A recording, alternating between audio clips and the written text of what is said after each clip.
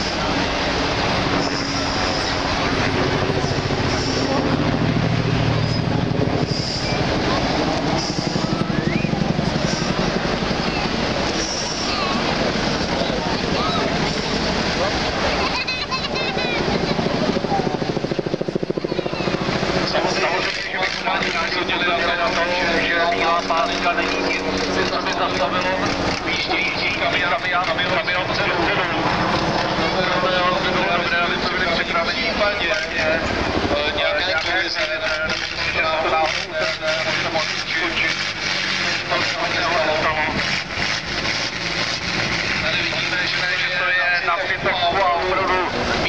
Velík.